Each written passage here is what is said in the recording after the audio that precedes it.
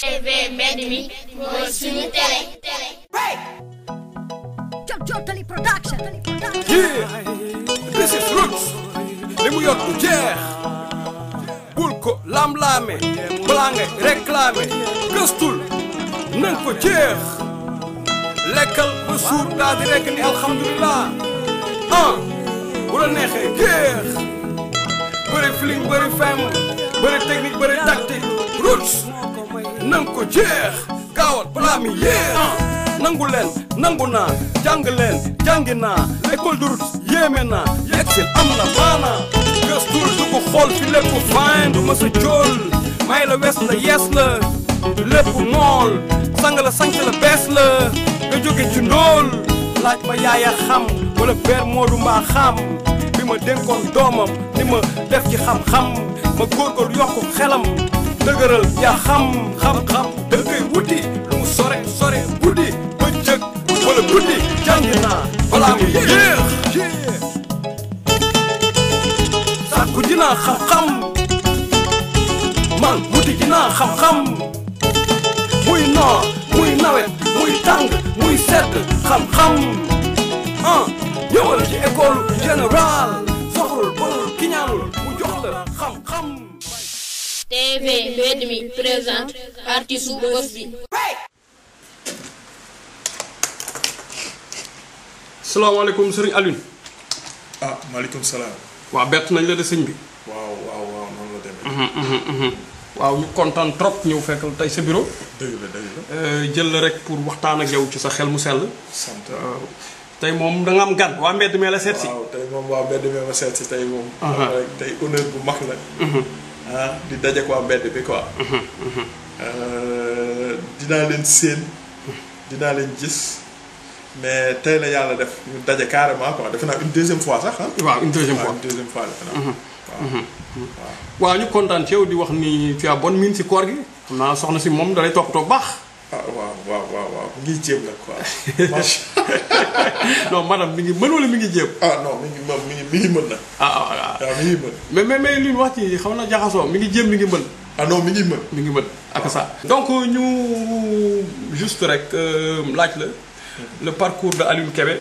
waaw man nag waa Ndar laa waa Ndar laa mën naa ni si laa jàngee même bu fekkee ne sax suma une partie de mon enfance sax feneen jot naa jaar feneen itam. mais Ndar depuis un certain temps moom ëpp daal ci sama dund quoi sama li ëpp si sama temps si sama dund Ndar la quoi. di doomu Ndar itam. donc nekk jeune. donc boo xamante ni ci wàllu caada wàllu culture laay yëngu. donc nekk ci depuis ça fait des années quoi. plus de j'allais dire plus de 15 ans mi ngi nii maa ngi ci milieu culturel bi. dans le passé liggéey naa si wàllu. social ak santé. communication de la santé ak yooyu yëpp di jot naa ci liggéey. mooy sensibilisation yeeg affaire yi jot a liggéey aussi ci ay ONG. ci cadre communication santé ak lu jëm ci wàllu social. léegi nag maa ngi ci culture bi mën naa di à 100% sama occupation ak sama temps presque lépp su may xool. su fekkee ne sama temps ñeent la benn bi ci wàllu culture toujours lay nekk. waaw parce que nit ki aussi da ngay xaaj booy xool da ngay saytu sa temps par exemple. parce que temps bi dafa cher dañ koy économiser aussi dafa war a am gestion comme ni ñu koy waxee. donc benn bi war na nekk jaamu yàlla. jaamu yàlla pur et dur comme ni ñu koy waxee. benn bi war na nekk social. benn bi sa wàllu liggéey. benn bi nag nga consacré ko peut-être sa famille itam. donc temps bi noonu la demee. waaw temps bi noonu la demee vraiment présentation bi am solo trop. message bi baax na. tey guddi Alioune ku ko gën a xool comme ni nga waxee ci wàllu caada wàllu culture. waaw bu ñu wax culture large na. am na musique. am na théâtre am na danse mais ci wàllu peinture. la yàlla jagleel. nga wax ñu tuuti sa parcours ci peinture ndax da nga xëy suba mu nekk benn don ci yow bu doon nelaw nga yeeka wala da nga dem école jàngi. waaw dafa nekk don ci man ndax mais don boobu nag li ko njëkk a yee mooy sama benn frère sama grand frère. Parce que booy xool ñun suñu famille presque ñu si bari ay artistes lañu même bu fekkee ni am na beneen liggéey bu ñuy liggéey. ay artistes peintres lañu parce que don la boo xamante ni suñu mën naa ne suma frère. suma grand frère Amadou si moom la don boobu jógee. law suñu ñëpp parce que moom mooy grand frère. Je me rappelle bu ma nekkee école daawoon naa di dessin ba ñu ràññee ma aussi ci école. École des arts nag jotuma fa jaar je ne suis pas académicien comme ni ñu ko waxee.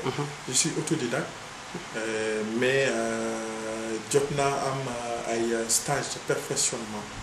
loolu moo ma may peut-être may animer aussi des ateliers d'art plastique.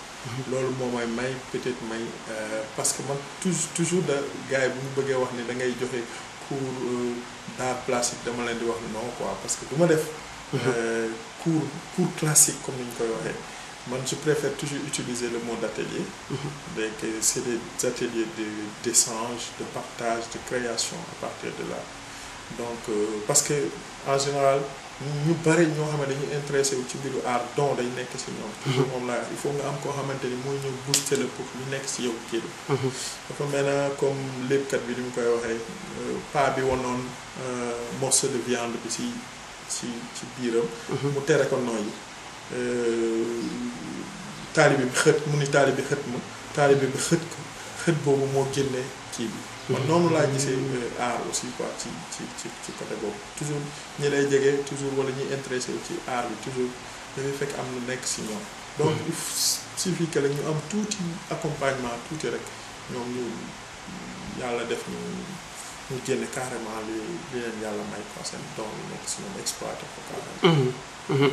mu am solo trop ni nga ko dikkee tey gis nañ ni bu ñu toll art bi rëy na. fay na. te art bi dana la jox tur. waaw mën na la yóbbu fu ne. tey tu dis tu es autodidacte mais ki nga xam ne que jàng ko yóbbul la dara macha allah parce que gis nañu exposition yi. gis nañ ci lu bëri ci li nga yëngu ba yaa ngi ci sax jàngal di ci former ay nit. macha allah dëgg-dëgg lan la defagum ci yow maanaam jox na la kër jox na la oto jox na la compte bancaire jox na la soxna wala. mais question boobu sax na. waaw mais en fait. ñi ngi ciy sant yàlla ñi ngi ciy sant yàlla parce que bon yàlla mi ñuy may ñu ciy dund mi ñuy may aussi ñi ci teral suñuy waajur di ci teral suñuy mbokk mi ñuy may aussi que xaalisu aar comme ni ko gars yi di waxee itam si la ñu takk soxna donc kon aar dañ koy delloo njukkal même bu fekkee ni gënoon na fi neex comme ni ñu ko gars yi di waxee mais actuellement nii li ñuy wax le marché de l'art actuellement mën na constat la boo xamante ni mën nañ ko def au niveau mondial moom moo daan donc depuis que crise économique amoon il y a des années de cela donc si la crise boobu nag moo dugg dem ba xam nga li gars yi di wax ne ay du yam ci bopp borom.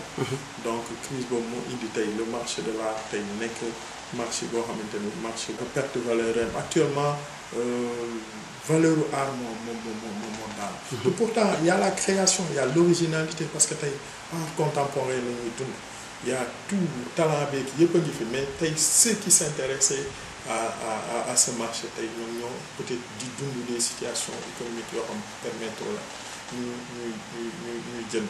boo xoolee aussi àddina day dox jamono day dox parce que ñun africains yi comme ni ma kataamee di wax ñun suñu caada rek la ñu am. mais l'industrie culturelle bi gars yi di wax ba tey dundaguñ ko en Afrique Saint-Louis tey jëlal exemple fu mel ne Saint-Louis nous avons l'UFR CRAC juste à côté. donc mais l'UFR CRAC tey par exemple ces jeunes étudiants yi nga xamante ñoo nekk ci l'UFR CRAC tey ñu ci bare peut-être dañ leen waroon mën a former ci li ñuy wax wàllu industrie de l'art mais formation bi du rek théorie mais pratique la. ba nga xamante ni saa yoo am le jeune ki nga xamante ni il est jeune étudiant boo xamante ni dafa il est diplômé de l'UFR CRAC que moom mu mën a apporter un plus dans l'industrie culturelle. si domaine bi nga xamante ni man si laa gën a yëngatu muy art visuel tey sooy xool temps bu njëkk y avait l'artiste le commissaire d'exposition et le galériste. Donc booy xool au Sénégal métier galériste même dans le monde par exemple booy xool amul école yu jàngale. Donc il y a pas un diplôme spécifique par exemple koo xam ne day ñëw ne la j'ai mon diplôme boo xamante ni moo tax mu nekk galériste. Donc tey peut-être en Europe ñoom dans le domaine de l'art visuel ci côté boobu tey day am galériste qui est le directeur de la galerie. day am agent d'accueil day am scénographe day am régisseur en œuvre d'art day am scénographe day am commissaire d'exposition ak yeneen ak yeneen ak yeneen bare na c'est des métiers yoo xamante ni dañ leen di créer parce que liggéey bi mooy dox industrie bi mooy dox industrie culturelle bi mooy dox donc ba nga xamante ni dafa am ay yeneen métiers fàtte naa le liggéeyu médiateur culturel aussi donc médiateur culturel si dafa am solo aussi liggéeyam par exemple lu mel ne que ville de Saint-Louis tey waroon na am un médiateur culturel quelqu'un boo xamante ni moom parce que jamono mooy dox moom mooy faciliter par exemple entre la mairie moom mooy def médiation entre la mairie et les artistes d'une manière générale par exemple moom moo koy dox moom moo koy def artistes yi parfois s'ils ont des projets culturels wala des trucs dañuy ñëw indil ko moom mooy nekk ci diggante bi mooy nekk ci diggante bi médiateur culturel yi aussi dans les communes aussi bi ñu mën a jouer mooy que ni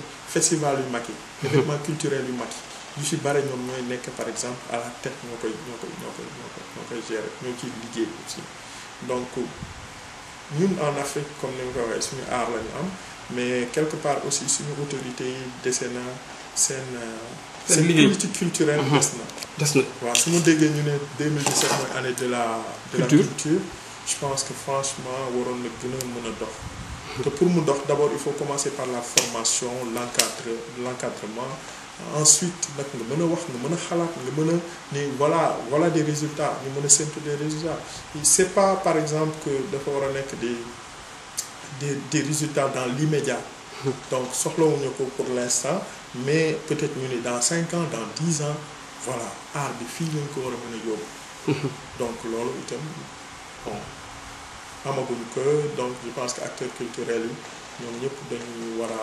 xoolaat. kon tey ban message ngay lancer monsieur le maire Mansour Faye avec son équipe aussi nga xam ni là tu viens de dire am na un budget culturel bu nekk au niveau de la mairie te artistes yi war ci jot te moom ngay déplorer ni te si je me trompe pas artiste pour mu jot ci jafe na est-ce que yow yaa ngi ci jot.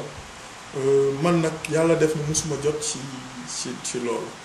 musuma si jot yàlla def na musuma si jot bon il faut je le reconnais aussi musuma def déplacement boobu aussi dem def ko musuma ko def aussi il faut être honnête quand même mais en fait mairie bi par exemple monsieur le maire su ma ko amee message bu ma koy lancé mooy que war na gën a taxaw ci mbiru artistes yi su ma waxee artistes yi nag artistes yëpp laa boole kii def danse kii def comédie kii def théâtre kii def musique kii def cinéma et cetera donc artistes yëpp laa boole ci benn groupe que mu am un facilitateur koo xamante ni moom mooy nekk entre le maire et les artistes koo xamante ni bu artistes yi soxlaa ka bureau du ko tëj bureau day tijjeeku koo xamante ni il se déplace vers les artistes ba pare aussi jotoon naa dégg par exemple les rencontres yi nga xamante ni maire def na ko ak les artistes mais quand même aussi dafa war a am suivi boo xamante ni lu concret lay doon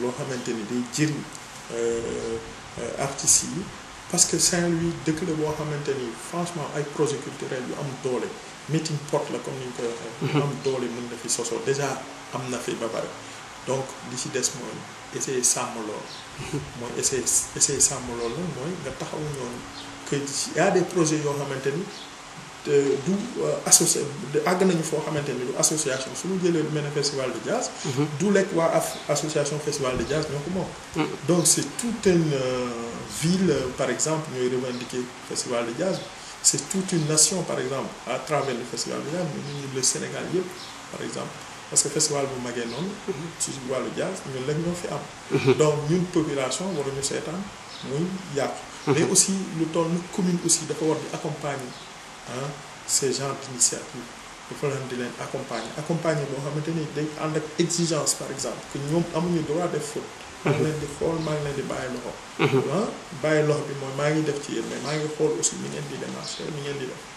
donc yooyu yëpp daf ci am solo. daf ci am solo waaw daf ci am solo.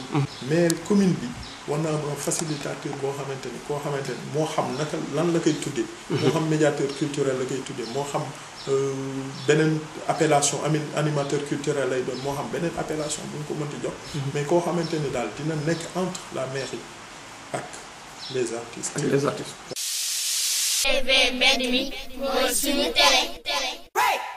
gis nañu au niveau bi nga nekk fii mu bokk ci institut français ñu ibil la ci ñoom jàpp nañ sa liggéey parce que jox nañ la galerie jox nañ la une salle booy defee des formations ak des expositions te si biir loolu bu ñuy lim gis nañu tamit nga jàppale ci ay nit yamaloo ko ci yow El Junior ñëwoon na fi exposé waa Biti exposé nañ fi ak tant d'autres peut-être ñooñu laa lim mais am na ñeneen ak ñeneen ak ñeneen alors parle-nous un peu tes relations avec l'institut français aussi tamit en retour yow ñooñu ngay liggéeyal di leen ibil fii pour ñu ñëw xaj fii waaw institut français nag médiateur culturel la figure bi mën naa ni démarré naa fi depuis 2008 ba léegi maa ngi institut français donc yàgg na yàggul ci galerie bi nag laa njëkk déparé di liggéey comme agent d'accueil par exemple si wàllu exposition yi donc avec monsieur Dessolas nag laa am plus de responsabilité par rapport à la galerie donc nekk médiateur culturel galerie bi sama liggéey nag ci galerie bi mooy je suis médiateur culturel je suis galériste je suis scénographe donc les scénographes c'est des techniciens en quelque sorte parce que pour monter benn exposition dafa laaj réflexion dafa laaj étude aussi donc je suis en même temps régisseur en œuvre d'art parce que pour transporter les œuvres et tout ça aussi donc dama cumuler plusieurs fonctions ci biir galerie bi parce que comme li ma doon wax léegi liggéey day dox dans les grandes galeries par exemple au niveau de l'Europe c'est une équipe donc maintenant alhamdulilah j'ai des stagiaires yoo xamante ni souvent ñu muy assister donc ci liggéey bi may def donc je suis médiateur culturel ci galerie bi donc moom mooy sama domaine et que tout ce qui est exposition au niveau de l'institut moom si loolu laay yëngatu donc pour ne pas dire parce que j'ai un directeur pour ne pas dire que sama responsabilité la en quelque sorte du ma ëppal carrément quoi waaw même bu fekkee ni sax jox nañ ma responsabilité yooyu yëpp donc may def programmation aussi des expositions démarche bi yenn saa yi man je me déplace vers les artistes je me déplace par exemple booy xool biti bi nga doon wax à un moment je me suis dit que y a l'UFR CRAC à chaque fois que en tant que médiateur culturel su ma demee su ma bindee mail envoyé que les autorités les responsables de l'UFR CRAC à chaque fois du ñu am réponse bu favorable c'est pour inviter leen pour étudiants yi di nekk ci milieu bi di fréquenter milieu bi comme loolu la ñuy jàng aussi mën a am pratique bi donc parfois je passe par les professeurs donc voilà affaire bi du sotti je me suis dit à un moment en janvier je vais organiser par exemple un atelier d'échange de partage et de création si domaine musique domaine peinture ak domaine slam et poésie donc mu tuddoon campus play art campus comme université ma liggéey ci ak benn étudiant bu tudd Mbaye Ndaw donc ñu lancé que def le budget tout ça l'institut a financé tout ce qui est matos collation yeeg yooyu yëpp donc ñu def une semaine d'atelier boobu nag li ma si doon wut mooy comme sama médiation dama doon ko def donc te sama cible ñoom étudiants yi si lañu bokk donc ma jaaree ko par foofu bu nga jaaree par foofu nag bon étudiants yi ñu participer si franchement si laa découvert Mamour donc que je savais pas que derrière Mamour il y a le Biti donc après si laa gis donc les membres de Biti et tout ça à un moment Mamour est devenu stagiaire à la galerie et donc bi may def programmation exposition yi sama xel dem ci moom ma ne ko waa Mamour bon yéen est-ce que war naa leen mën a defal parce que dama doon xalaat defal leen benn workshop comme ñoom ay t-shirt ak yooyu la ñuy donc ma ne leen bon war naa leen mën a programme si biir loolu nag laa commencé liggéey ak ñoom donc waa Biti si seen exposition par exemple c'était la première fois pour eux par exemple ñu participer ñu def exposition donc ma créé leen exposition ñu liggéey ci aussi pour junior aussi donc parce que man en fait comme damay xam artiste wala parfois aussi je me déplace dans les ateliers des artistes wala je me déplace dans là où par exemple il y a des rencontres entre les artistes xamante ak yenn artistes yi mais su ma la xamee dama lay bàyyi xel parce que je sais qu'à un moment donné dinaa la soxla par exemple dinaa la proposer donc sinon plus aussi il y a des gens qui font on a par exemple dañuy am demande d'exposition yu bari ba nga xam ne demande d'exposition yi damay obligé ni léegi mënuñu satisfaire individuellement mënuñu am ay expo individuelles ce qu'on peut faire c'est de faire des expositions collectives donc ma boole ay exposition ay artistes plusieurs artistes créer benn thème exposition benn titre concept et tout ça donc woo ci artistes mais day fekk artistes yooyu nag seen liggéey am qualité ba pare am rapport parce que booy def scénographie aussi scénographie bu jaar yoon waruma jëli benn artiste boo xamante ni ak kii day def peinture kii di def leneen loo xam xaw na wutee complètement ak peinture nga bëgg leen boole def benn scénographie mën na nekk mais parfois pour mu am harmonie day xaw a des tuuti donc yooyu yëpp dañ ciy xalaat liggéey si par exemple tout récemment avec un artiste de Dakar bi ñu sélectionné dans l'exposition Kumpa moom il travaille avec il fait de la peinture mais bambou toujours même day def collage et tout ça mais day liggéey ak bambou ay matière bambou ak calebasse ma gisoon beneen artiste boo xam ne il habite à Saint-Louis mais moom day def pyrogravure solaire à partir du calebasse et des trucs de bambou ma ni ñi ñaar ku leen boole war na mën a joxe dara donc moom monté exposition bu mel noonu il y avait de la peinture il y avait des sculptures et tout ça waaw ci côté boobu côté musique aussi bon parce que maa ngi ci commencé di laal carrément presque sax falaa bëggoon jëm xam naa nga fëkk ma parce que maa ngi wax ni beneen casquette bi mooy gis nañu ni ci côté musique tam yaa ngi ciy yëngu parce que xëy na certes tu as eu des amis d'enfance yoo xam c'est des musiciens et puis tu fréquentes l'Institut français tout le temps il y a des musiciens est-ce que du loolu moo la enchanté tout récemment bi ñu tegee Jolof Reggae avec le frère Bogo Style nga dem ci ba jeex ñu gis ni même moom artiste bi bu fekkee idéem la mais ki nekk ci ginnaaw l'homme de l'ombre c'est toi te gis nañ liggéey bi nga ci def macha allah ak réussite bi mu am parle-nous un peu de ça waaw noonu la demee je me rappelle en 2010 je travaillais dans un projet à Pikine benn festival bu tuddoon festival banlieue Zar parce que temps boobu voilà j'étais plus jeune mais dañu gisoon Pikine ni potentialité bu grave bu fa nekk foofu à Pikine qu'il y a des jeunes Pikine Dakar ou Saint-Louis même donc il y a des jeunes yu am talent yu nekk à Pikine et tout ça il y a beaucoup de choses qui se passent à Pikine un quartier qui fait plus de 70 000 habitants am ressources humaines bu énorme bu doy waar macha allah moi j'habite pas à Pikine donc ils m'ont appelé ma ñëw liggéey ci parce que dans ce festival il y avait kii yu bare domaine yu bare ci biir festival bi il y avait la musique il y avait même de l'art plastique de la peinture il y avait aussi du social ma nekkoon responsable social maanaam dafa amoon domaine boo xam domaine social la woon ci biir festival bi c'était un festival de 4-5 jours comme ça man ma yore woon sensibilisation comme dama doon liggéey ci wàllu communication santé ma yore woon sensibilisation ISC Sida donc ak caravane donc dans ce festival ci festival boobu laa njëkk liggéey ci wàllu festival ma associé woon des mouvements de jeunes pour caravane Sida bi des mouvements de jeunes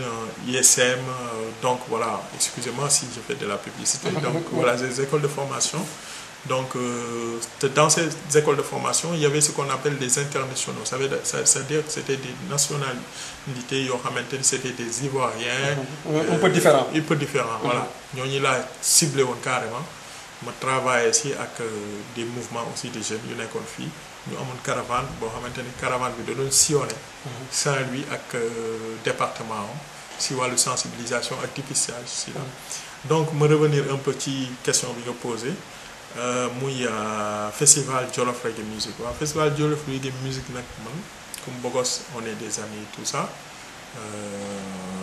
bon bi mu amee idée bi ñu waxtaan ci tout ça ma ni que man je suis partant donc voilà ma commencé si liggéey nag on est une équipe il y a d'autres personnes yu si nekk comme Grand Yacoub donc ñu ci liggéey nag nekk ci carrément bon xam nga rek man moom su may liggéey su ma joxee suma kàddu du ma dellu ginnaaw. damay bëgg dem ba jeex comme ni ko gars yi di waxee.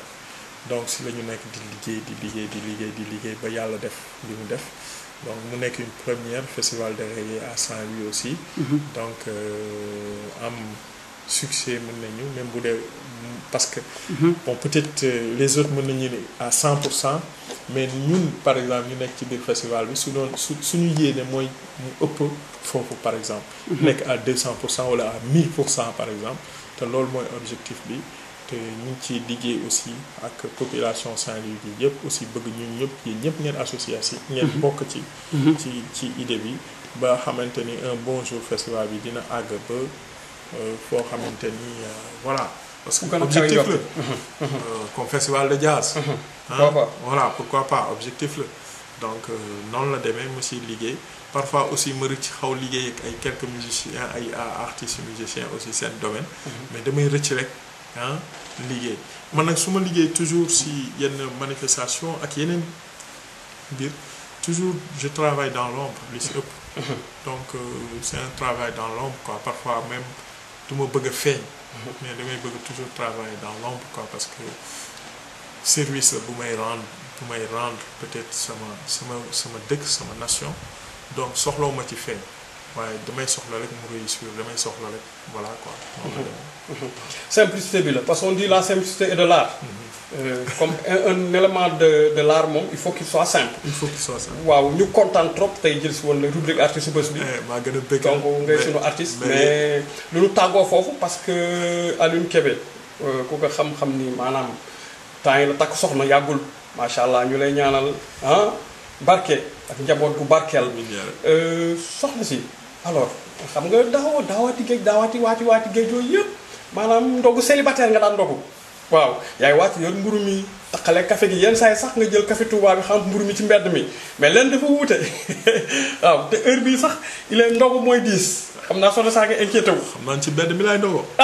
tey ndogu ci mbedd soxna saa ngi ndogu soxna si du yàqu. alors parle-nous un peu soxna si préparation ndogu bi façon tegin bi ak nan la koy joxee daal. waaw alhamdulilah macha allah. waaw. soxna si moom macha allah quoi parce que lii sallallahu alayhi wa sallam li mu doon wax rek donc ci wàllu soxna dinañu ko takk ngir taar dinañu ko takk ngir diine dinañu ko takk ngir famille maanaam ngir yax bu mu bokk. dinañu ko takk maanaam mooy askan ba. dinañu ko takk ngir am aussi mais macha allah man nag j'ai choisi ma femme parce que diine moo tax ma choisir que quoi. waaw ci wàllu diine parce que diine moo ëmb lépp. waaw sama soxna nag moom macha allah tey na macha allah daal.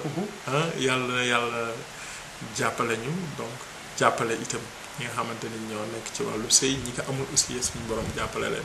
mais soxna si daal macha allah daal. wàllu ndogu leeg c'est vrai que du tout temps nag la ñuy nekk. waaw du tout temps nag la ñuy nekk quoi mais moment yi ñu jot a passé ci période ramadan bi franchement.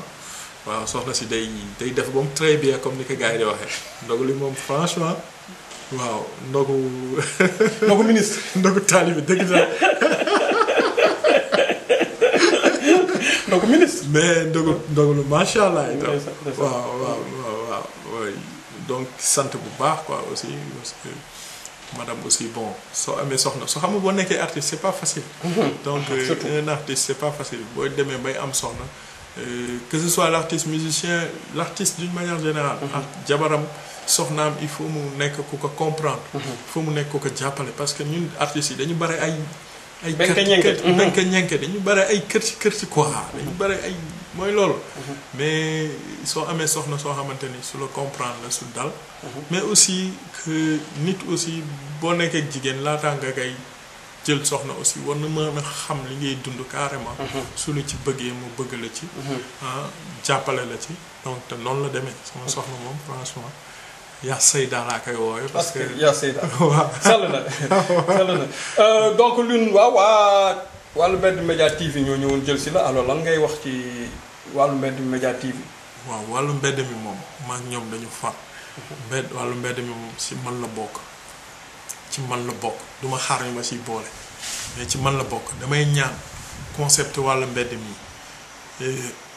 autorité yi Saint-Louisien yi sénégalais yi aussi même les sénégalais bi gën a tuuti comme li ñu koy waxee les sénégalais lambda damay ñaan ñëpp adhérer ci concept bu mel nii parce que développement lay indi ëllëg yaa ngi def loo xamante ni ëllëg dina jur loo xam ne ñi doon toog di xoole dinañu ni lii bett nañu mais man duma bett jamais fi may séntu wàllu mbedd mi mooy wala li may jëlee wàllu mbedd mi boo xoolee ñi créer WhatsApp ak parce que mode la actuellement wala Facebook wala leneen gis nga fi ñu démarré wàllu mbedd mi man foofu laa koy séntoo damay séntu un bon jour wàllu mbedd mi nekk télévision boo xamante ni télévision askan bi lay doon askan bi lay représenté parce que déjà ci loolu lay dox concept boobu lay développé donc wàllu mbedd mi bu ma amee benn message bu may lancé franchement à monsieur le maire de Saint-Louis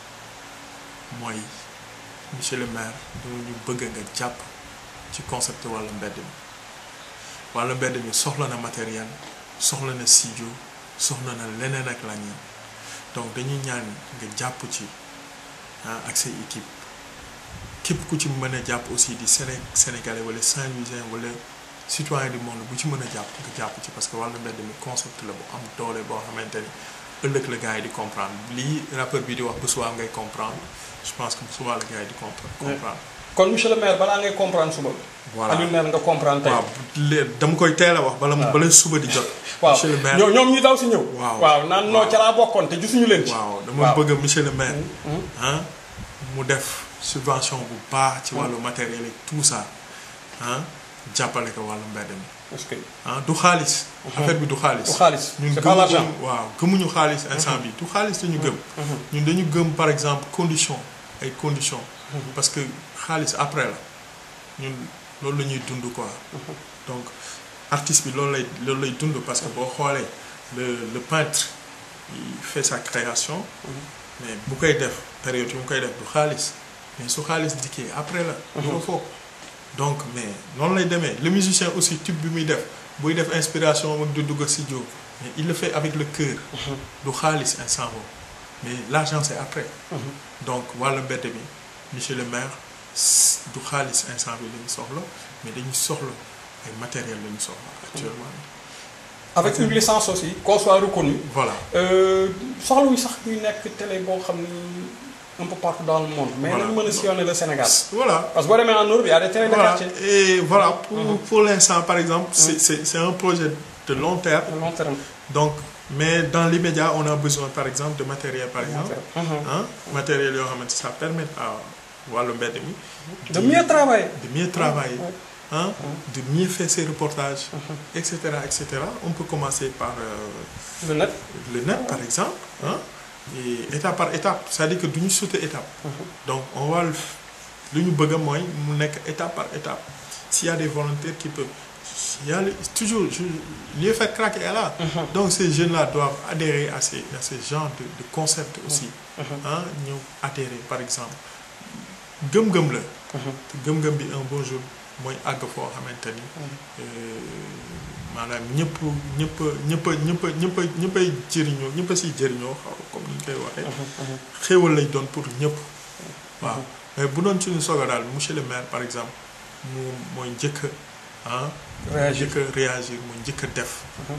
waxuma beneen autorité parce que on est des Saint-Louisiens donc monsieur le maire lañu mën a adressé c'est le premier Saint-Louisien parmi nous. donc moom lañ ko mën a demander. voilà donc voilà. en tout cas merci beaucoup. merci li ngay def ci Saint-Louis li ngay def ci jeunes yi franchement yaa ngi defal lu graaw loo xamante ni voilà l'histoire lii mooy histoire. dans 100 ans.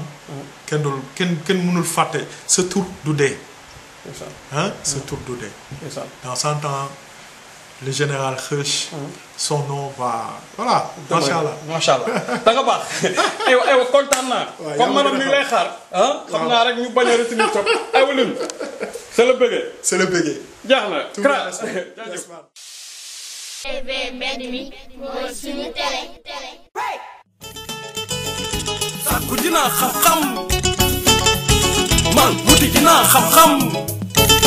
muy noor muy nawet muy tàng muy sedd xam-xam ñëwal ci école générale soxul bul ki ñaanul mu jox la xam xam bay booy daf ma daan wax sama doom jàngal yaay booy sa men bi ma jox moo raw tàngal moo tax maa ngi nii raw ay ponkal fis waajur gën ci ñun dëgg fonkal xam naa li ma doon wut jot ci baax jot naa li ma doon wut sax ci baax xam baax dëkk ci def lu baax yàgg gindi ay nit jëlee leen ci tolof tolof seen coono ma faxas lu tilim ma raxas yàgg nañ ma ko jëwee borom xol bu baax ak mool ba ñu jaax ku tawat ma diis ngir xam li nekk ci souffrance